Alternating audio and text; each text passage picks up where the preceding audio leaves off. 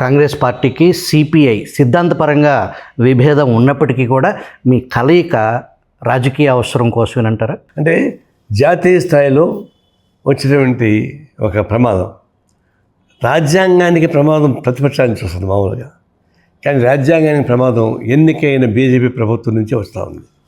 దానిలో అనేక మార్పులు చేసానికి ప్రయత్నిస్తున్నారు. తర్వాత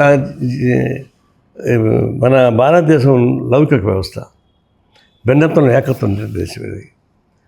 అంబేద్కర్ చెప్పినట్టుగా 1% ఆఫ్ ది కమ్యూనిటీ ఉన్నా కూడా వాళ్ళకు కూడా మనం వాళ్ళని గౌరవించకపోతే దేశం ఒకటిగా ఉండదు అనేది. మన దేశంలో వివిధ మతాలు కులాలు ఉన్నాయి, వాటికి వాళ్ళని రెస్పెక్ట్ చేయాలి.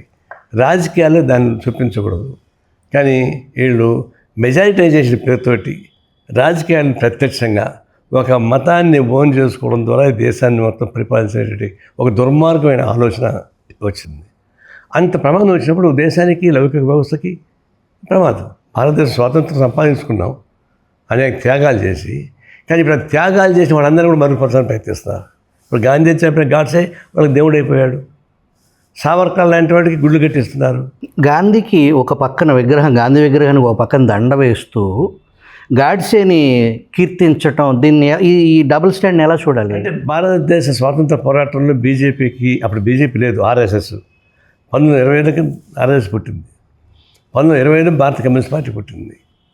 ఆ చరిత్ర మొత్తం జరిగేసుకుంటే భారత కమ్యూనిస్ట్ పార్టీ అనేక స్వాతంత్ర పోరాటంలో పాల్గొన్నది, బ్రిటిష్ సామ్రాజ్యవాద వ్యతిరేక పాల్గొన్నది, నిజాం నిరంకుశ పరిపాలన పాల్గొన్నది, తేబాగు ఉద్యమం, కేరళ బెంగాల్లో ఉన్నటువంటి పున్నపర తేబాగు ఉద్యమాలతో పాల్గొంది, అనేక మంది పోగొట్టుకున్నాం.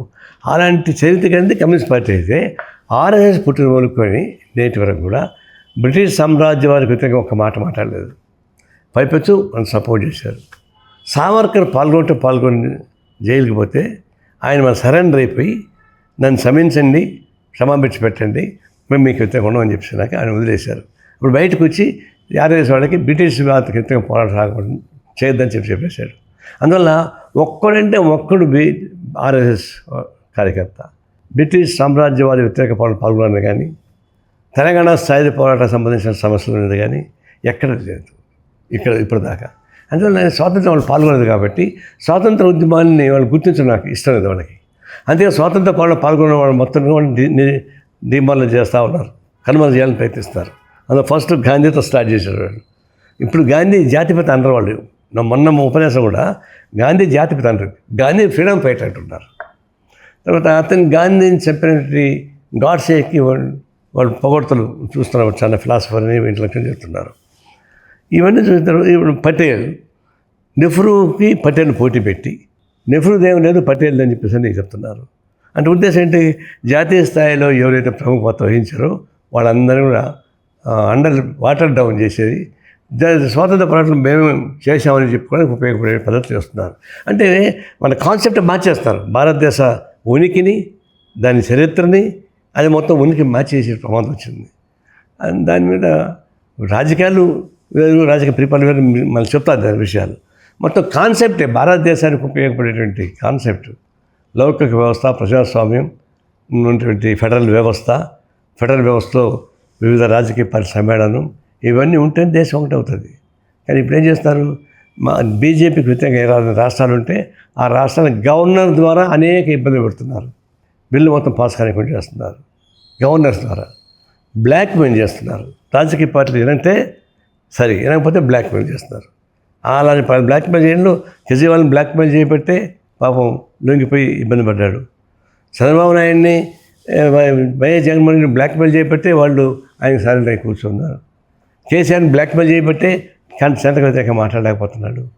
అట్లా మహారాష్ట్రలో శివసేనని చీల్చాడు, తర్వాత ఎన్సీపీని చీల్చాడు బ్లాక్మెయిల్ చేసి. ఇట్లా పార్టీలని చీల్చడం, బ్లాక్మెయిల్ చేయడం, క్వశ్చన్ చేయడం, జైల్లో పెట్టడం. డేరా బాబాకి రేపు చేసిన డేరా బాబాకి బెయిల్ వస్తాయి, వరవరాకు బెయిల్ రాదు అని. ఇదేంటంటే పరిపాలన. దీన్ని చేకొట్టినవాడు ఎంత దుర్మార్గుడైనా, రేపిస్ట్ అయినా వాడు ఆంధ్రం ఉంటాడు, నిజంగా ప్రశ్నించి జైల్లో ఉంటాడు. ఈ పరిస్థితి వచ్చినప్పుడు దేశం ఒకటే ఉంటుందా? సాధ్యమవుతుందా? మరి దేశాన్ని కాపాడుకోకపోతే మనం ఏమైనా ఉంటాం? ప్రజాస్వామ్యాన్ని కాపాడకపోతే మన బయటికి పెట్టుకోగలమా?